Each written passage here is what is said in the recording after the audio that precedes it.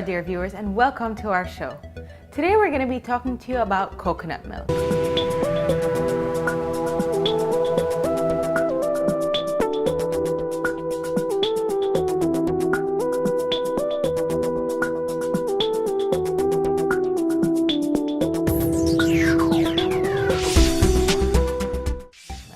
Now, I know we've done coconut water several times, and we've talked about the benefits of coconut water.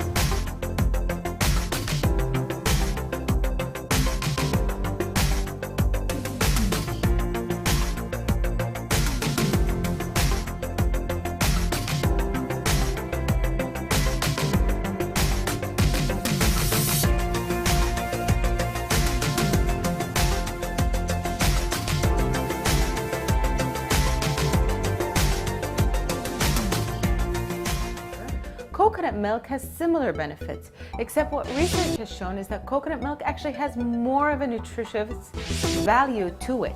And of course, they are very different. It's good to keep in mind that coconut water usually comes from the green coconut, and it's only the liquid part that they take from it. Coconut milk actually comes from the brown or the more mature coconut, and they take the entire meat or the flesh of the coconut. And of course, the processing methods are different to get different consistencies of coconut milk. Now, maybe it's not a very popular food item that we use here, but it is very popular in different countries around the world, and they do have many uses for it. Some use it for soup, some use it as milk or as a substitute for milk. It's definitely gaining a lot of popularity in the nutrition world because it does have a lot of nutritive values that are really very healthy and beneficial to us. Now, it's good to bear in mind that there are two types of coconut milk. You have the thin and the thick coconut milk. The thick coconut milk is when they process the pulp or the flesh of the coconut several times, and they get the juice or the water out of it. And they usually drain it using a cheesecloth. And using this method, they get a thick consistency of coconut milk. Now, what they do is they could take that, run it again, and drain it with the cheesecloth to get an even thinner consistency. Now, it really depends on what you're using the coconut milk for. And of course, it's good to keep in mind that the thicker consistency will definitely contain a bit more calories than the thinner consistency. But if you are using it for a soup instead of cream, it's always a good idea to use something that has more of a nutritional value like coconut milk. And then you would want to use the thicker consistency. And maybe if you are having a smoothie or any drink, you would want to use the thinner consistency. But like I said, coconut milk does contain a whole lot of calories, and it's mainly made out of fat. We'd like you guys to stay tuned so we can look at the nutritional value of coconut milk.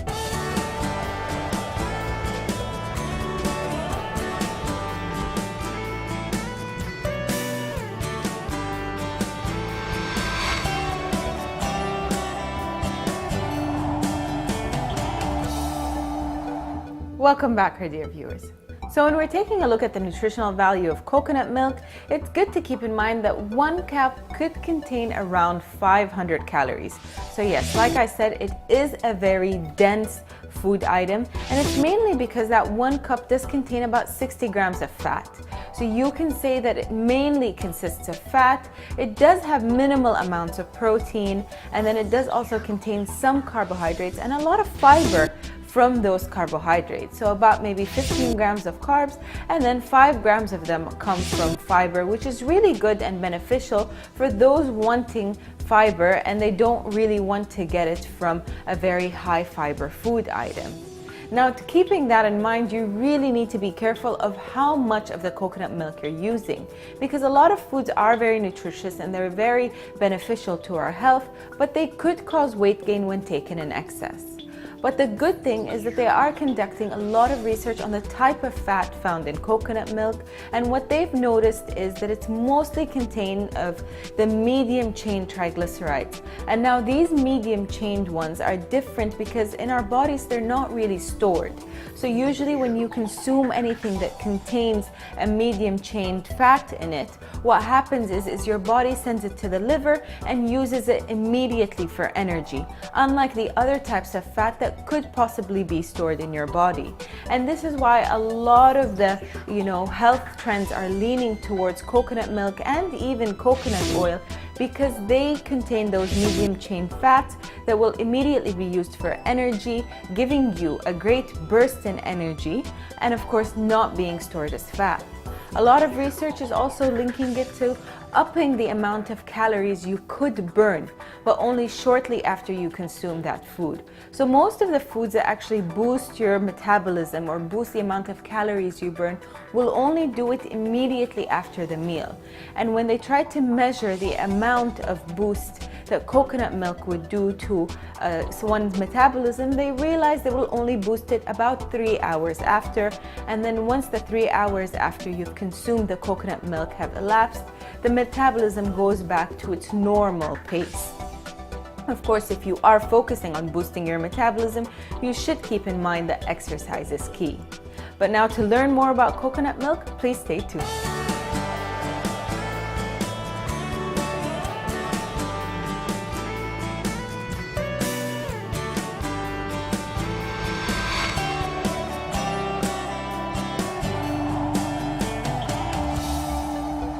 Welcome back, our dear viewers. So I know a lot of people that have, issues with cholesterol, or they're really careful about the fat they're taking, are considering whether or not coconut milk is something they should include in their diet. Well, the good news is a lot of research has been made on what the effects of coconut milk are on your fat profile in your body. And what they've found is that coconut milk can actually reduce the bad cholesterol and actually increase the good cholesterol. Of course, if you do increase the amount you're consuming, you'll be increasing calories and gaining weight, which would really alter the positive effect of coconut milk. So it's very important for you to be very careful with the amount of coconut milk you're adding to your diet. And usually what you want to do is replace it with something. So it's not that you want to have regular milk and coconut milk and cream and butter. You want to start replacing coconut milk with the cream, with the butter, or with other uses of fat or cream that you're using in your diet. And this way you'll make sure you're not increasing your caloric consumption and you're not really altering the bad effects. Another really good thing about coconut milk is, like coconut oil, they have anti-inflammation properties. So a lot of people that have infections or they have inflammations have seen some benefit from consuming coconut milk, and especially for those that have ulcers. So anybody with ulcers in their stomach could start including coconut milk to their diet, and this could potentially help because of the antibacterial properties found in coconut milk. And that's really a very important factor that differs coconut milk from all the other milk products. And as far as research, we've seen that there is actually far more benefits from consuming coconut milk as opposed to soy milk. And with allergies, there are really not much allergies to coconut, where you could find allergies to soy milk. So if you are someone that's allergic to many different types of milks, or even regular milk or lactose, coconut milk is one of these substitutes that you could have. And if you do take the thinner consistency, you can perhaps add it to your coffee or to your tea or maybe to your cereal. With the thick consistency, like we said previously, keep it to things like that require creams in your usual recipes. Now, we hope you enjoyed all these facts about coconut milk, and we'll see you all next time.